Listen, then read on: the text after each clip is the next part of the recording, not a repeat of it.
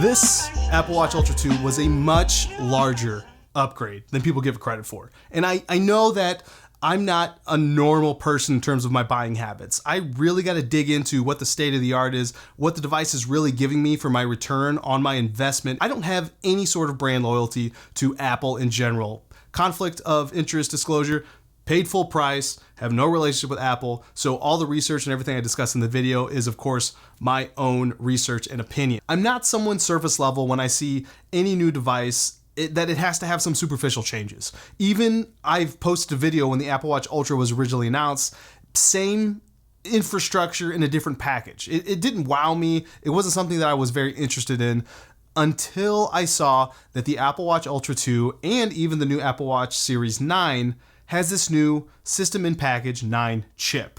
And the reason being more processing power. For the previous, 6, 7, and Apple Watch 8, they've been using this chip that's based on the A13 Bionic chip, and not much has changed. And that's why I haven't bought an Apple Watch in quite some time.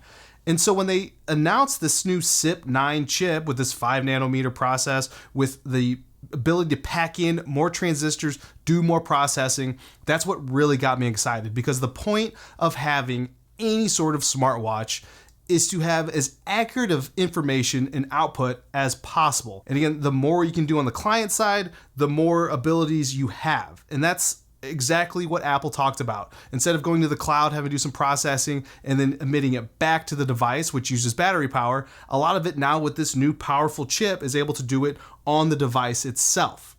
And that is something I don't think they did a great job explaining, but I'm not sure how else you explain it. I had to do a lot of digging to figure this out, because they were very apparent that this new double tap feature is only on the S9 chip and only has the ability to be done on the S9 chip. And that got really confusing for a lot of people, because there was the accessibility feature that allowed for gesture control, and they're different. It's like getting from point A to point B by different modes of transportation, like whether you fly from Austin to Los Angeles or you drive to Austin, Los Angeles. Like, you're getting there and the end result's the same, but the actual mode of getting there is different. I hope that metaphor made sense. But anyway, so it's something specific that you have to turn on the device. We all know this, going through the accessibility features. And it would then use all the different hardware and really focus that you're making a certain gesture. And that's different on the S9 chip, where it's able to use a lot of logic, a lot of algorithms to determine that when you gesture, without telling the device you're doing such, you are wanting to enact some sort of command on the device. And that's because it has this S9 chip. One thing you do in a patent is disclose exactly why prior art or any previously filed patent or inventions out there just won't do. Something has to become new, novel, overcome any obstacles that the previous prior art had. And Apple had to overcome their previous patent. And to do that a shortcoming of prior devices is the inefficiencies of processors.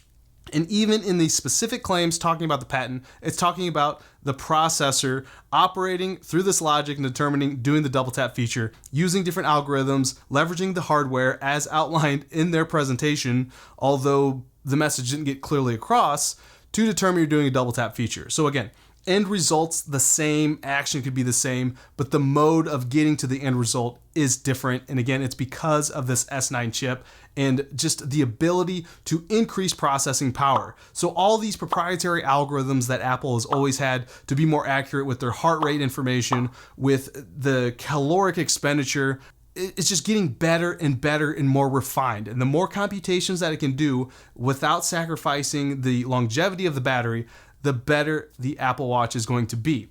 So the S9 chip, with its ability to process stuff in more efficient manner using less battery, is still got the same battery life, because that's what Apple does. This is their market differentiation.